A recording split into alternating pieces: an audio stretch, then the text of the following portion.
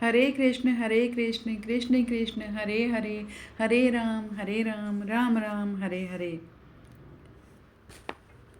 माघ मास के कृष्ण पक्ष में आने वाली षटतिला एकादशी की आइए हम सब लोग मिल कर के आज पावन कथा सुनते हैं।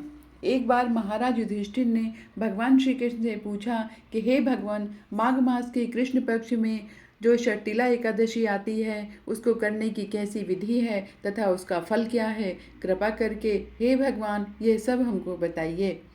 युधिष्ठिर के ये वचन सुन करके भगवान श्री कृष्ण बोले, हे नृपश्रेष्ठ, माघ मास के कृष्ण पक्ष की एकादशी को षटतिला एकादशी कहते हैं। ये एकादशी सब पापों का नाश करने वाली है। मुनिश्रेष्ठ पुलत्स्य ने इसकी जो पापहारिणी कथा दालभ्य से कही थी उसे सुनिए। दालभ्य ने पूछा, हे ब्राह्मण, मृतलोक में आए हुए प्राणी प्रायः पाप कर्म करते रहते हैं, उन्हें नरक में न जाना पड़े, इसके लिए कौन सा उपाय है, ये बताने की कृपा करें।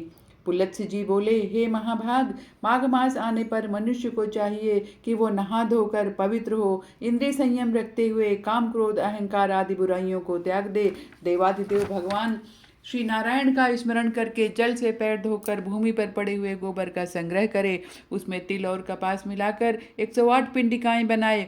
फिर माघ में जब आद्रा या मूल नक्षत्र आए तब कृष्ण पक्ष की एकादशी करने के लिए नियम ग्रहण करे। भली भांति स्नान करके पवित्र हो शुद्ध भाव से देवाधिदेव श्री विष्णु की पूजा करे। कोई भूल हो जाने पर श्री कृष्ण नाम का नामोच्चारण करे। रात को जागरण और होम करे। चंदन नरगजा कपूर नैवेद्य आदि सामग्री से शंख चक्र और गदा धारण करने वाले देव देवेश्वर भगवान श्री हरि की पूजा करे। तत्पश्चात भगवान का स्मरण करके बारंबार श्री कृष्ण नाम का उच्चारण करते हुए कुमड़े नारियल अथवा बिजौरे के फल से भगवान को विधि पूर्वक पूजा करके अर्घ्य दे। अन्य सब सामग्रियों के अभाव में 100 सुपारियों के द्वारा भी भगवान का पूजन और अर्घदान किया जा सकता है। अर्घ का मंत्र जो है वो इस तरह से बोलना चाहिए कि हे सच्चिदानंद भगवान स्वरूप श्री कृष्ण, आप बड़े दयालु हैं, हम आश्रयहीन जीवों के आप आश्रय दाता होइए, हम संसार समुद्र में डूब रहे हैं, आप हम पर प्रसन्न होइए। हे कमल नयन, हे विश्वभामन, हे सुब्रमण्य, हे महापुरुष, आप हम सबके पूर्वज हैं, हम आपको नमस्कार करते हैं। हे जगतपति, मेरा दिया हुआ अर्घ आप लक्ष्मी जी के साथ में स्वीकार करें। तत्पश्चात ब्राह्मण की पूजा करें, उसे जल का घड़ा, छाता, जूता और वस्त्र का दान करें। दान करते समय ऐसा कहें कि इस अन्न के द्वारा भगवान श्री कृष्ण मुझ पर प्रसन्न हों।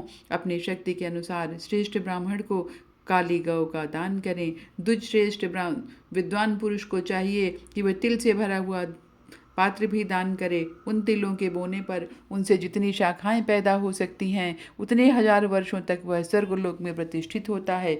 तिल से स्नान होम करें, तिल का उपटन लगाएं, तिल मिलाया हुआ जल पिएं, तिल का दान करें और तिल को भोजन के काम में लें। इस प्रकार से हे नृपश्रेष्ठ, 6 कामों में तिल का उपयोग करने के कारण यह एकादशी षटतिला एकादशी कहलाती है, जो सब पापों का नाश करने वाली है। इस प्रकार षटतिला एकादशी के व्रत की कथा संपन्न हुई। हरे कृष्ण कृष्ण कृष्ण हरे हरे, हरे राम राम राम हरे हरे।